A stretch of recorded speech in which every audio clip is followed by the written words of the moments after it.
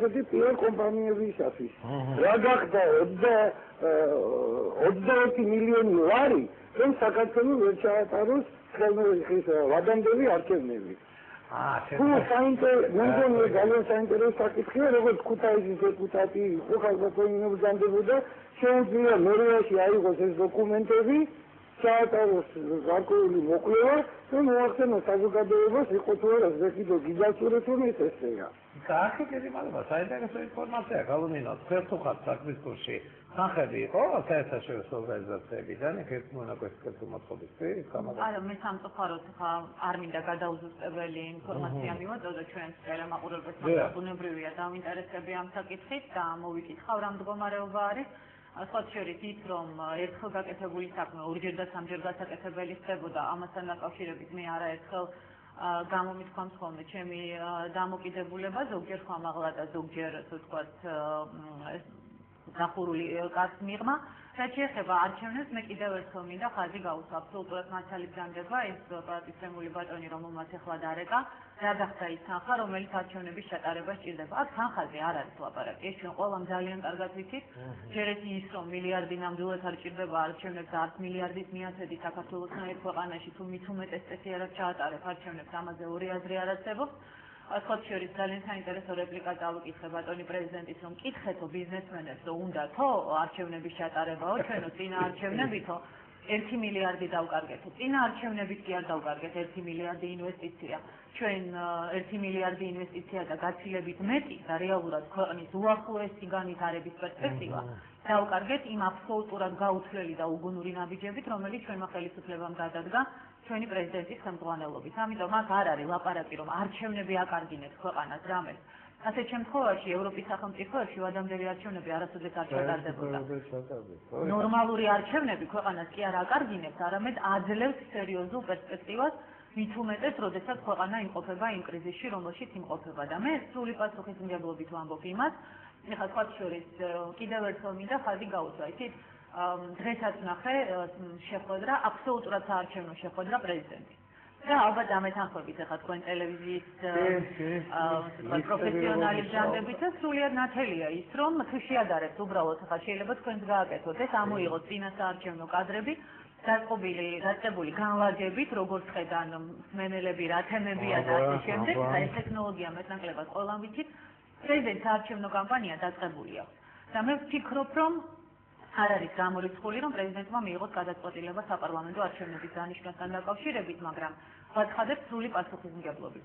ამ პირობებში, ამ პრეზიდენტით, ამ კოდექსით, იმ მთავრობით და კონკრეტული მინისტრებით, რომელიც დღეს ქვეყანაში არიან, არავის არის აზრი საპარლამენტო არჩევნების ჩატარებას არ აქვს. და ზოგადადაც იცით, აი იმ რეალობის პირობებში, რომელიც პრეზიდენტმა შექმნა, არანაირი აზრი არ აქვს და მე ყველაზე კარგად ვიცი პარლამენტში რა კონფიგურაცია იქნება და რა არ იქნება.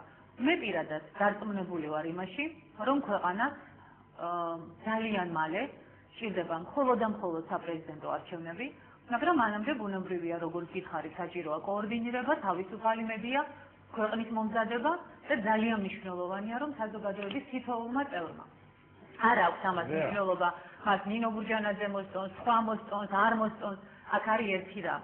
ჩვენ უნდა ვაიძულოთ პრეზიდენტი რომ მან დანიშნოს არჩევნები, ჩვენ უნდა მივახციოთ იმას რომ არჩევნები ჩატარდეს სამართლიანი, თავისუფალი სამართლიანი მედიის გარემოში და ჩვენ უნდა ავირჩიოთ ის ხელისუფლება, რომელიც ქვეყანას არ დააქცევს და დაქცეულ ქვეყანას ნელ-ნელა, იმიტომ რომ სწრაფი შანსი არ არსებობს, სწორგზაზე დააყენებს.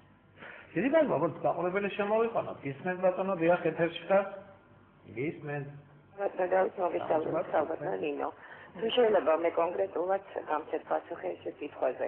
დღეს ქვეყანაში არის თუ არა სინდისის და პოლის პატიმრები? როგორ ფიქრობთ თქვენ?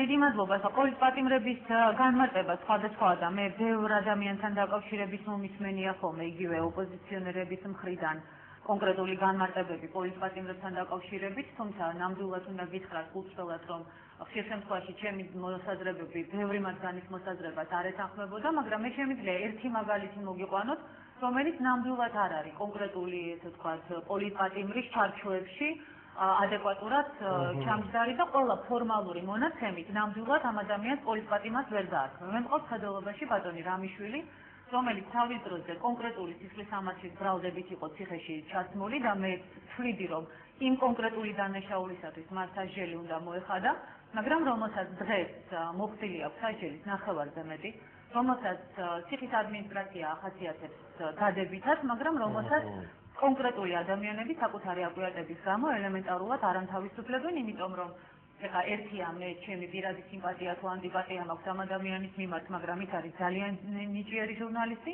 და ნიჭიერი ჟურნალისტი იცით ესე ვთქვათ, რამდენიმე წლიანი პატიმრობის შემდეგ ამ ხელისუფლებას თავისუფლება არ ჭირდება, ესე ვთქვათ, განთავისუფლებული. ამიტომ კლასიკური გაგებით ბატონი რამიშვილი არ არის ნამდვილად პოლიტპატიმარი, ის იხდის სასჯელს ჩადენილი დანაშაულისათვის, მაგრამ ის რომ უამრავი ადამიანი გაანთავისუფლა ამ ხელისუფლებამ, მათ შორის სხვათა შორის ძალიან ბევრი ძალიან საეჭვო რეპუტაციის, მათ შორის ადამიანები, ვინც დღესაც აქტიურად არიან ჩართული ნარკოტიკებით, არა მარტო მოხმარებაში, არამედ გასაღებაში, მაგრამ მე მაქვს ნამდვილად ინფორმაცია, რომ ამ ადამიანებს კონკრეტული დავალებით ანთავისუფლებს ხელისუფლება, ამ ფონზე, როდესაც რამიშვილი ჯერ კიდევ ციხეში ზის, ეს რა თქმა უნდა ძალიან სერიოზულ კითხვის ნიშნებს ვადებს ქვეყნის მიმართ. მე არ ვიცი, ახლა შეიძლება ასე უნდა შეგეკითხოთ, მაგრამ არის გიორგაძის მომხრეთა ჯგუფი ქალბატონი თოფურია არის, სამშვილის დედა არის. ამ ქალბატონს დედა გარდაეცვალა და ოჯახის რომელიღაც ახლობელი წევრი დააბინძურა. სამშვილის დედა არ არის ეს ქალბატონი პოლიტპატიმარი. თუმცა ეგ რაღაც ნიჩიურ შეკრებაზე რა საიდუმლო სწავლება დააბრალებს ამ ყოველ რომელიც არ შემდგარა მოდით ესე ვთქვათ, მე საქმე კონკრეტულად არ ვიცი, მე ბრალდება კონკრეტულად ნამდვილად არ ვიცი და ეხლა ალბათ სწორად გამიგებ ტელემაყურებელი, მხოლოდ იმიტომ რომ ადამიანების გული მოვიგო, ვერ ვაკეთებ ადამიანებს რომ თქვა ის რაც არ ვიცი. მე ხაზი გავუსვარო, ბევრი არის ადამიანი პოლიტიკური მიზნით თუ რაღაცა ამ დაგვარი რაღაცა ბოის კანები ამას არ აკეთებ რა, ციფრის ამასე საქმეს უშვებდა ყველა პოლიტიკური იმედი რომ მოეშორებინათ ასე ვთქვათ პოლიტიკური ცხოვრები და მგონი უფრო მეტი არის პოლიტპატიმრები და ალბათ ამას ისტორია განჯეთ. ქალბატონო ნინო მაბატეხა მოდი ხა ჩვენ მაყურებელი შემოვიყანა და რეკლამის შემდგომ გავცეთ პასუხი. გიხმენთ დიახ ერთ-ერთი გიხმენთ ბატონო ნინო ერთი კონკრეტული შეკითხვა მაქვს თქვენს მიმართ და ძალიან მინდა რომ გავცეთ პასუხი აბსოლუტურად მართალი. ქალბატონო ნინო, თქვენ ბატონ დავით გამყრელძესთან არ ქონდათ ესეთი დამოკიდებულება, რომ დაუშვათ მისი რაღაც პატარა თხოვნა არ დაგეკმაყოფილებინათ. როდესაც ისინი თქვენ შემოსასვლელში შიმშილობდნენ, მათ პლედების კი არ მიაწოდეს. ვისი ბრძანება იყო, რომ ეს არ უნდა გაგეკეთებინათ თქვენ? ეს ერთი. მეორე მინდა გამოვეხმაურო ნაცისტების დიდ ზარზეიმს შუახევში და ქუთაისში, რა თქმა უნდა. რას უკაცრავად? ნაცისტების დიდ ზარზეიმს შუახევში და ქუთაისში. ნაციონალური მოძრაობის ჩვენი პრეზიდენტი ისეთი გაბრწყინებული სახით იყო, ხილამურებზე აჯირითებული, ყურებამდე გაცინებული, ამასწინებზე ბაქრადის სიცილზე იყო და მე ძალიან მიკვირს ასეთ დაქცეულ ქვეყანაში. რა აქვს ესეთი თვის კმაყოფილება, რითი კმაყოფილებს ასე თავს, რომ აი ესეთი ბედნიერი იყო ის. თუნდ ქუთაისში, თუნდ შუახევში. რაც შეეხება იმას, რომ ქუთაისში ამდენი ფული დაიხარჯა. მაგენი მარტო იმისთვის ჩადიან ხოლმე მეტროში, რომ ხალხს მიესალმონ და გაცინებული სახით ვიღაცის ქულები მოიპოვონ. ჩამცანდნენ რა ნახონ. როგორი უპატრონო ბავშვები დადიან, როგორი გამათხოვრებული მოხუცები დადიან, რა ხდება ან მეტროებში, ან მიწის ქვეშ გასასვლელებში. რატომ არ დადიან, რატომ არ ნახულობენ? ეს თქვენ არ გეხებათ, რა თქმა უნდა, ხელისუფლებას ეხება, მაგრამ ჩვენ ყველანი ხომ ამ ქვეყნის შვილები ვართ. ბოლოს და ბოლოს როდის უნდა მოგვარდეს? მე ქართველი ადამიანი მათყოვარი არ მინახია. ეს 90-იანი წლების შემდეგ მოდის. სიცხვილი არ არის, მაგრამ მაგათ ქართული სიცხვილე თუ არ უდო. რაც შეეხება გრევანდელ კოკაგუნთების ამბავს. სიცხვილობდეს ისკარიშვილი და მისი ამბსოლები პარლამენტში, რაც მე მახსოვს. იყო დიდი ისე მარტო აკლდათ ისინი, ხელსაქმანები, ბოქსიორი, სწორედ. სიცხვილი იყო. რა მორალს გვიკითხავენ დღეს ახლა ეთერიდან. ძალიან საინტერესოა, როდესაც კანდელაკმა შეურაცხყოფა მიაყენა კოკაგუნთაზე. არ ისმის, კარგად, სწორედ, ჩვენ კი გავიგეთ, რაც უთხრა. აი ამაშია უბედურება, რომ